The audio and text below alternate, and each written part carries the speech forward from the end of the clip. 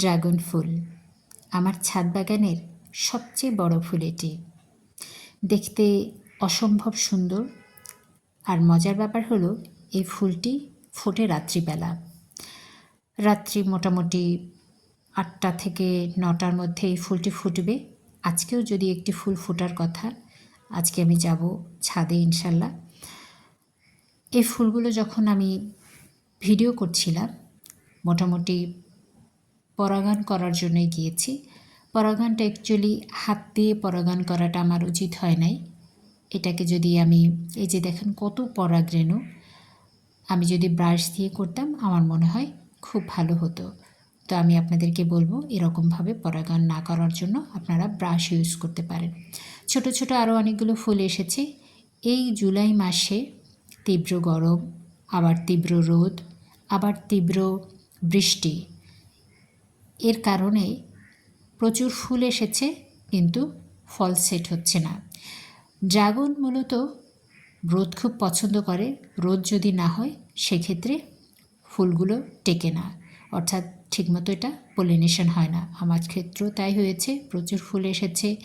আমি ওইভাবে আনাড়িভাবে পলিনেশন করেছি, তারপরও এই ফুলগুলো আর টিকলো না।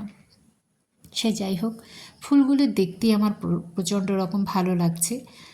আর ড্রাগন গাছের তেমন কোনো পরিচর্যা লাগে না। এই গাছটি যদি আপনি প্রপার মাটিতে একবার লাগিয়ে দেন তাহলে তারপর আর কোনো যত্ন নাই।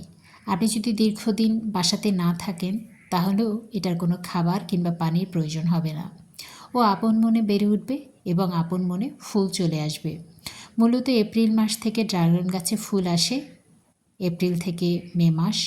কিন্তু আমার এখানে জুন জুলাই আমি যখন এসেছি তখনই কেবল প্রচুর ফুল ফুটেছে। দেখুন আমি কতটা বোকার মতো পলিনেশন করার চেষ্টা করছি।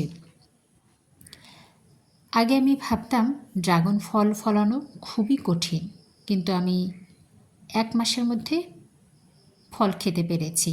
অর্থাৎ 1 মাসের মধ্যে পলিনেশন হলো, 1 মাসের মধ্যেই ফলটা পেকে গেল। আমার চ্যানেলে এটা দেওয়া আছে, আপনারা চাইলেই সেটা দেখতে পারেন। ড্রাগন ফল খুব স্বল্প সময়ে আসে এবং এই ফলটি দীর্ঘদিন ভালো থাকে। আপনি ফলটি যদি ছিঁড়ে সাথে সাথে না খান, 2-1 দিন পরে খান, তাহলে তার মিষ্টতা বহুগুণ বেড়ে যায়। সাথে সাথে খেলে কিছুটা আঠালো ভাব থাকে, তখন স্বাদে কিছুটা ভিন্নতা লাগে। বাট 2-1 দিন অপেক্ষা করলে তখন কিন্তু এর স্বাদ অনেক বেড়ে যায়। একটা কথা বলে রাখি, ড্রাগন গাছের যত্ন কীভাবে নেবেন? খুবই সহজ। লাগিয়ে দিলেন, চারা হলো, বড় হতে থাকলো। এই বড় হওয়ার সময়টায় আপনি খোল পচা দিতে পারেন, তবে সাবধান, গোড়া যখন একেবারে শুকিয়ে যাবে তখনই কেবল খোল পচা দিবেন। আদারওয়াইজ এটা একটা পচনশীল গাছ, এটাতে ঠিকমতো যদি রোদ না পড়ে গাছটাতে কিন্তু ছত্রাকের আক্রমণ হলে গাছটি পুষতে শুরু করবে। এটাই একমাত্র রোগ যে মোটামুটি ছিদ্র ছিদ্র হয়ে গাছটি পচে নষ্ট হয়ে যায়। কিন্তু আলহামদুলিল্লাহ আমার এখন পর্যন্ত এই প্রবলেমটায় পড়তে হয় না। প্রথম দিকে পড়তে হয়েছিল, বাট আমি যেখানে প্রচুর রোদ পড়ে, সারাদিন রোদ পড়ে এমন জায়গায় গাছটি রেখেছি বিধায় আমার গাছের কোনো রকম কোনো প্রবলেম হচ্ছে না। এবং মাটিতে মাঝে মধ্যে আপনি যদি ফাঙ্গিসাইড যদি স্প্রে করে দেন কিংবা এমনিতেই দিয়ে দেন, তাহলে আমার মনে হয় গাছগুলো অনেক বেশি সুস্থ থাকবে, সবল থাকবে। দেখুন আমার এখানে কত ব্রাঞ্চ এসছে। মূলত অনেকে বলেন যে একদম মাজা করে দিতে হবে, তারপর ফল আসবে, তারপর ফুল আসবে। এটা আসলে ঠিক নয়। আমি মোটামুটি প্যারাপেট ওয়ালের পাশেই এটা দিয়েছি এবং ওই হ্যাঙ্গিং করে দিয়েছি।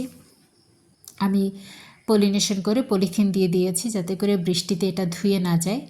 এই কারণে আপনারাও এটা করতে পারেন, কারণ প্রচুর বৃষ্টি হলে পলিনেশন এটা ঠিকমতো কাজ করে না, যার কারণে আমি পলিথিন দিয়ে এটাকে বেঁধে দিয়েছি।